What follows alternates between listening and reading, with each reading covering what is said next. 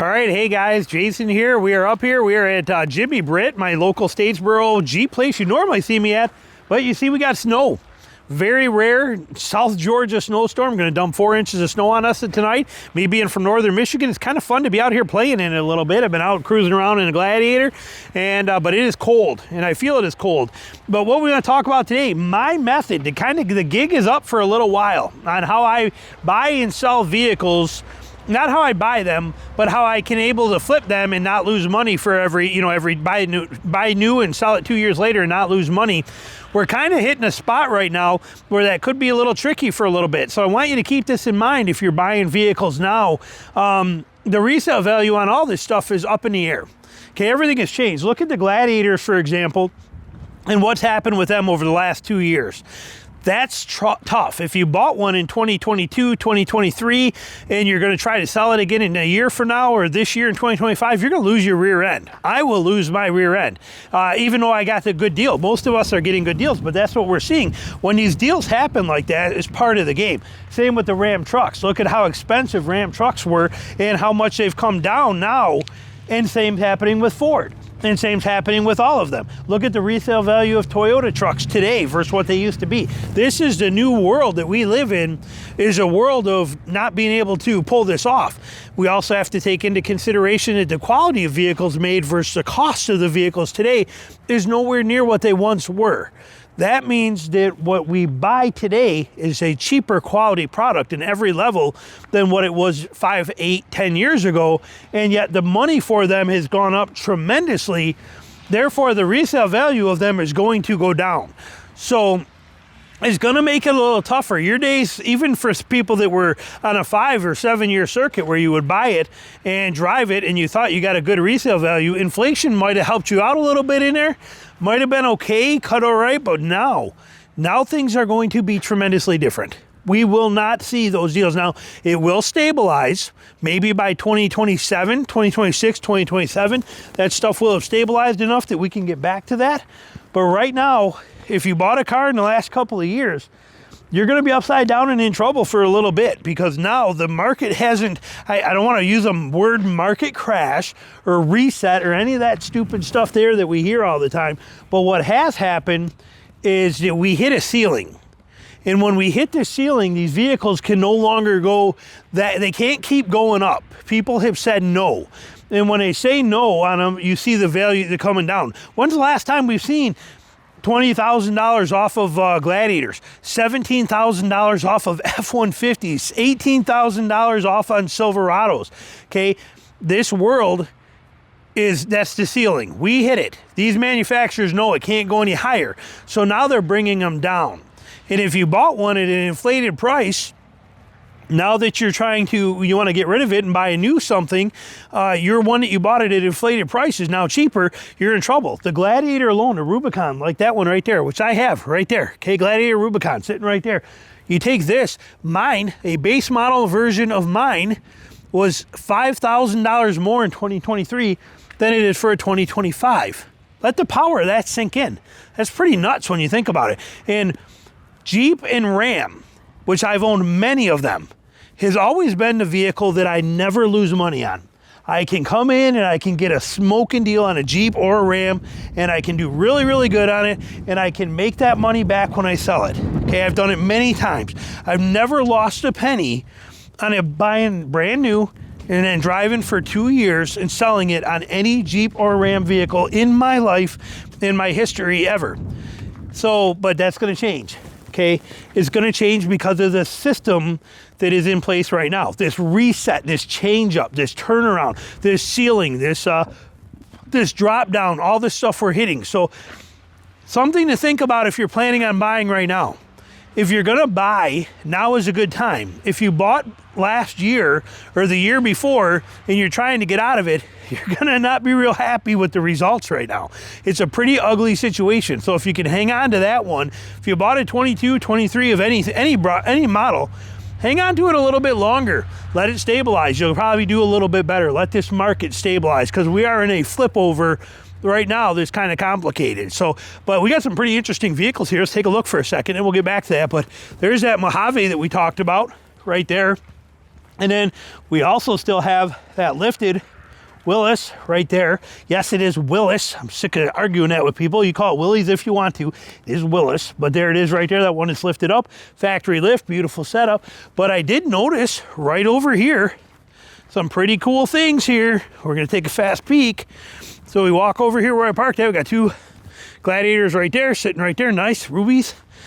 Mojave right here. But look at, this is the actual, not just a color 41. This is the model 41 right there. This is a 4xe only is how this comes. As a 4xe only model 41, which you can see right there, 4xe on this thing. And you can see the tan colored interior that's in this thing. Beautiful, but it's unfortunately it's a 4xe only. Look at how nice those wheels are. Look at how gorgeous this thing is. I mean, what a beautiful, beautiful Jeep. Love those wheels. Love the setup on here. BF Goodrich is on it. Awesome truck, but a problem, and not a problem, but for me, 4xe is too expensive and I'd rather not have the hybrid. I'm not a fan. But I mean, I'm not saying when I say problem, I don't mean it's a problem. I just mean it's not quite something that I personally am interested in, is that right there. But what a sexy looking Jeep. Tell me that doesn't look gorgeous. All color matched. The wheels, I mean, that thing is just straight up beautiful on every kind of level. Even in the snow, it's gorgeous. And then I also noticed over here, we got on the lot, not one, but two Nighthawks. And that's in the same color as what mine is right there. Mine's not a Nighthawk, but there it is. Look at that. Beautiful. They did such a great job with this. The nice wide tires, good rims. I mean, for what it is a designed to basically be a mall crawler. You know, and that look to it, they did a killer job. And then I noticed they got one more of them sitting right over here. But as we go over to that, so like I said, the reality of buying now is a buyer's market. Okay, the seller's market aspect that we've had for the last whatever it's been, 4 years, 5 years, is kind of winding down. It's a flip over. It's a tricky time. So if you can and you own a vehicle and you're you go in to check and see what the deals are right now on your trade-in, you might be in trouble. Might be better off trying to, if you're close enough, to actually pay the vehicle off yourself and then do private sales on it so you can get more of that money back, make another 3 or 4 grand. Look at there, another Nighthawk right there. Same thing, gorgeous. But by getting that money by private sale, you'll end up bouncing back better. My Gladiator, that's what I will do. I won't trade it in. I will actually sell it privately. Now, many places, like here in Georgia, you get tax credits if you do a trade-in. You have to do the math and see if it's worthwhile. See, dealerships in those areas know, like in Georgia, Florida, they know that you're going to get that tax credit. So they will put that in there and they will use that. It's a government subsidy that they get. And they already know it. And they will even give it to you on your trade-in value. We'll give you 32, but realistically, it's like 33.5 because of the tax credit you get on this. Okay, but you might be able to sell it yourself for 37. Do the math. See which one's going to work out best for you. Some vehicles, you might be better off taking a tax credit. Other vehicles, you might be better off selling it outright yourself. Like on my 4Runner, I'm selling it outright myself. My Gladiator is not paid off yet. I still owe a little bit on that, okay? But what I will do before I go to get rid of this at the end of the year is I will pay it off completely. Get the title in my hand and have it completely paid off with nothing on it. Then I will make the decisions based on whether I want to sell it myself and make that money, or if I actually want to trade it in. I'll see which deal is going to be the best for me. So again, it's a tricky time right now, and it's more of a seller's market, or a buyer's market than it is a seller's market 2025. So we can take advantage of it one way, but you lose the other. You have to decide what's the best way for you to go. For me, I know I'm going to lose my butt a little bit on this. I don't know how much, but I'm okay with that. I like trucks. If I got a good deal on it. Not as good as the deals people are getting now. Not at all. I think I got 11 grand off, and that was in, the end of 2023. Right when all these deals were starting. 2024's people are killing that deal, crushing it. So I'm not going to get as good of a deal when I go to sell this as I normally would. It's going to break my cycle. Good news for me is I'm still up like 4 grand. I would have been up 8 grand if it wasn't for that stupid Tacoma. That stupid Tacoma was the first truck and broke my cycle of 10 vehicles of making money on every single one of them. But the stupid 2022 TRD off-road Tacoma, that lost me almost $5,000.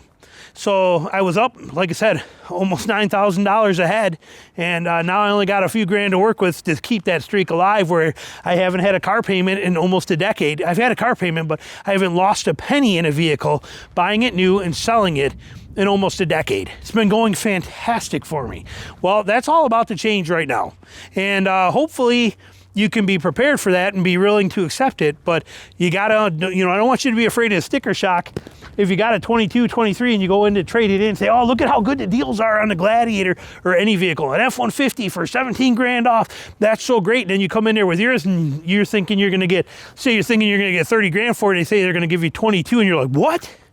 That's the reality we're living in right now. That's the point I'm trying to make here. So be prepared for it. Know what you're going to do with it. Questions, comments, put them down below. Thanks for watching.